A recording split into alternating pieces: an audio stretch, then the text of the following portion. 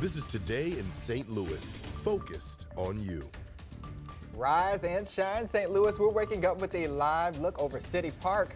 Right now, St. Louis City SC's Teen Store City Pavilion, and just across the street there by Union Station, the team is holding a special holiday shopping event called Wish List Weekend. Ooh. You can buy special merchandise and see a couple of players from 10 to 5 today. We were just talking about holiday shopping and how you need to do it. You got to get your cards out. It's got to get your cards out. We got 15 days, people. There you go. All right, good morning to you. It's Sunday, December 10th. I'm Travis Cummings. And I'm Mercedes McKay. Thanks so much for waking up with us on this Sunday morning in December. And Chief Weather First Meteorologist Scott Connell is joining us today. And Scott, people will notice when they walk out, it's a little chillier than yesterday, right? Oh yeah, it is chilly this morning. Temperatures down into the 30s. There's even a wind chill. We had clouds overnight though, and that kept our temperatures from getting too cold. So the areas west of us were a lot colder earlier this morning, down into the 20s. We've managed to slide back now to our coldest, well, reading since the overnight hours. We're down to 36 degrees, but that doesn't tell the whole story because there's a gusty breeze. Right now it feels like it's in the 20s along generally and west of the Mississippi River and along and north of 70 in Illinois. That wind's going to stick with us. The clouds, there's your back edge coming into the metro area right now, so clearing starting to press in. That trend continues.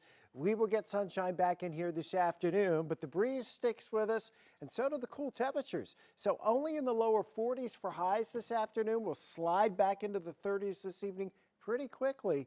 That breeze does settle down, though, through the evening hours. So a gusty breeze out there right now, a couple of extra layers as you head out the door.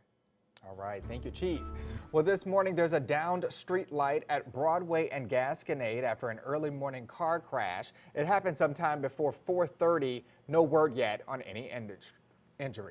Well, this morning, all lanes of Highway 44 are back open downtown after a 3-vehicle crash blocked most lanes of traffic there. That happened just before 1:30 this morning and caused a backup near the 44, 55, and 64 interchange. We have reached out to St. Louis Police to learn what caused the crash and if there were any injuries. This morning, we now know the name of the man shot and killed in his car just 24 hours ago. First responders found David Harmon of Imperial in his car when responding to calls for a car crash over on California Avenue. Anyone with information is asked to call police or Crime Stoppers at 866-371-TIPS. Well, happening today this evening, there's a special interfaith service to remember the victims and honor the survivors of gun violence. 7 faith traditions will gather at Trinity Episcopal Church on North Euclid Avenue at 6 tonight for prayer. The public is invited to attend. And also today, St. Louisans will march in support of Israel and demand the release of all hostages held by Hamas. The ceremony, organized by the Jewish Federation of St. Louis, starts at Kingsland Avenue and Dalmar. That's at 1 this afternoon. The march steps off at 1:15 and will head down Dalmar toward Eastgate Avenue. Right now in Nashville, first responders are looking for people trapped in debris after a slew of deadly tornadoes like this one you see on your screen touched down last night. At least 6 people are dead and more than 20 are injured across the region. You can see the damage captured overnight: overturned cars and collapsed homes and businesses. Right now, almost 30,000 homes are without power, and that's according to the Nashville Electric Service. Well, the Tennessee tornadoes touched down as we remember the deadly tornado outbreak here in the bi-state. EF3 level tornadoes hit both Edwardsville, Illinois and Defiance, Missouri 2 years ago today.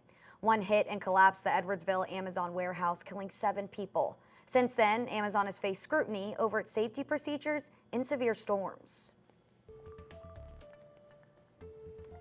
And now onto some health news. On Wednesday, BJC Healthcare will reinstate its mask mandate for some of its 30,000 employees. Late yesterday, the hospital system announced the mandate is for people who work with patients in a clinical setting and only when they are with patients. BJC hospital visitors won't be required to wear a mask, but it's encouraged. The change in masking policy comes as multiple viruses spread in our area, including flu and RSV, in addition to COVID. St. Louis County Health Department reports a 45% spike in COVID cases last week. And at the time, we said we would track the rate of infection with COVID and with other respiratory viruses, and that we might need to bring masking back if we saw an uptick in that. And that's really what we've seen over the last week, and continue to see that upward trajectory in the numbers that we're following. We reached out to other local hospital systems to see if they will also be instituting an employee mask mandate, but have yet to hear back. Time is running out for people who own assault weapons in Illinois to register those guns. The Protect Illinois Communities Act was signed into law at the beginning of 2023. Now, while it bans the future sales of an assault rifle, those who already own that style of weapon can legally keep it, but they must register their weapon by the beginning of 2024. Political editor Mark Maxwell spoke with a state representative who's against the law. And here's a sneak peek of that conversation. Again, you use some rhetoric like this. You use the phrase that the governor was, quote, going to declare war against law-abiding gun owners. Is that responsible rhetoric? Is that you see this as an act of war? Well, I think the point was, the question is the governor, is the General Assembly ready to declare war on law-abiding citizens? I think that's the question, because that's what they're trying to do here. We've got 2.4 million law-abiding FOID card holders in the state of Illinois that on January the 1st, unless they've registered their firearms, are on this 85-page list that's pictures and descriptions of all the banned firearms and the parts and the different components. They're going to be felons January the 1st. And so our question is the governor and the General Assembly ready to declare war on these almost 2.5 million citizens in the state of Illinois?